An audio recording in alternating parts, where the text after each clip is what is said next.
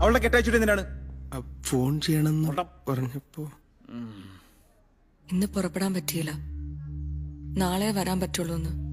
ഒരു നാളെയുമില്ല, ഇന്ന് വൈകുന്നേരം നിന്നെ കൂടെ ഞങ്ങൾ നാട്ടിലേക്കു. ഉമേഷ്, ജസ്റ്റ് എ മൊമെന്റ്, ഞാൻ ഡേസിയോടൊന്ന് സംസാരിക്കട്ടെ. താൻ എന്ത് സംസാരിക്കാനാണ്? താനോട് നാദി. I don't like your attitude. എനിക്ക് തന്നെ ഇഷ്ടമാവുന്നില്ല.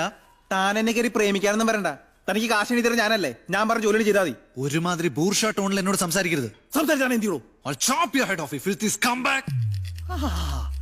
ഇംഗ്ലീഷിൽ തെറിയാണോ ബ്ലഡി ഫൂൾ?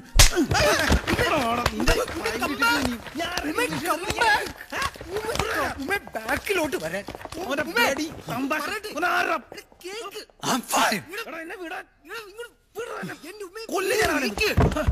ഉമേഷ്, നീ ഒന്ന് അടങ്ങടാ. അവനെ വിളിക്കാനായിട്ട് അവനെ വിട്, അവളെ നമുക്ക് നാട്ടിൽ കൊണ്ടുപോണ്ടേ. എടാ അത് തന്നെയല്ലേ സംസാരിച്ചോണ്ടിരുന്നേ. ചാടി കടിക്കാൻ ചെന്നിട്ട് കാര്യമില്ല, സംസാരിച്ച് മയപ്പെടുത്തി കൊണ്ടുപോകണം. നാട്ടിൽ ചെന്ന് നമ്മളെ പറ്റി വല്ല വേണ്ടാതിനെ പറഞ്ഞാൽ മോനെ പെണ്ണിന്റെ വാക്ക അകത്തു പോവും. ഇനി ദേവി ഇത് ബേളം ഉണ്ടാക്കരുത് പ്ലീസ്.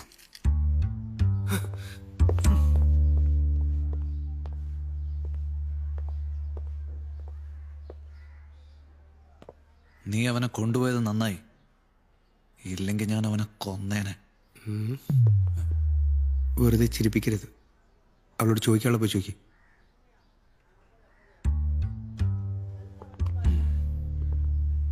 ഡേസി, എനിക്ക് കുട്ടിയെ സഹായിക്കണമെന്നുണ്ട്, പക്ഷെ എന്റെ ചോദ്യങ്ങൾക്ക് കൃത്യമായ മറുപടി കിട്ടണം. കുട്ടിയുടെ ബോയ്ഫ്രണ്ടിന്റെ പേരെന്താന്ന് പറഞ്ഞേ? ഹരിനാരായണൻ. ഈ ഹരിനാരായണനെ അറിയിച്ചിട്ടല്ലേ ഡേസി ചെന്നൈയിലോട്ട് വന്നത്? അതെ. അപ്പൊ വന്നിട്ട് ഇത്രയും ദിവസമായിട്ടും അയാൾ എന്താ നിങ്ങളെ കാണാൻ വരാത്തത്? ഹരി ഒരുപാട് സാമ്പത്തിക പ്രശ്നങ്ങളുടെ ഇടയില. വീട്ടിലെ കല്യാണാലോചനയുടെ പ്രഷർ താങ്ങാൻ പറ്റാണ്ടായപ്പോഴാണ് ഞാൻ ചെന്നൈയിലോട്ട് വന്നത്. ഹരി പഴനിക്കടുത്തൊരു ഗ്രാമത്തില് ഒരു ഭൂമിയുടെ പ്രശ്നത്തിൽ പെട്ടിരിക്കുക. അത് സോൾവായ ഹരിയുടെ എല്ലാ പ്രശ്നങ്ങളും തീരും. അത് കഴിഞ്ഞ ഉടൻ തന്നെ എന്നെ ചെന്നൈയിലൊന്ന് കൂട്ടിക്കൊണ്ടു പോകാന്നാ പറഞ്ഞ്. ഇത് തന്നെയാണ് ഹരിയുടെ ഇഷ്യൂ എന്ന് കുട്ടിക്ക് ഉറപ്പുണ്ടോ? നിങ്ങൾ രണ്ടുപേരും രണ്ട് മതക്കാരാണ്. അയാളുടെ ഫാമിലി ഈ കല്യാണത്തിന് സമ്മതിക്കോ? അയാളെ സപ്പോർട്ട് ചെയ്യുന്നത് ആരാണ്? ഫ്രണ്ട്സ്, ഫാമിലി മെമ്പേഴ്സ്, ആരോടെങ്കിലും ഡേസിക്ക് അടുപ്പമുണ്ടോ? ഇല്ല. ആരോടെങ്കിലും ഡേസി സംസാരിച്ചിട്ടുണ്ടോ? ഇല്ല.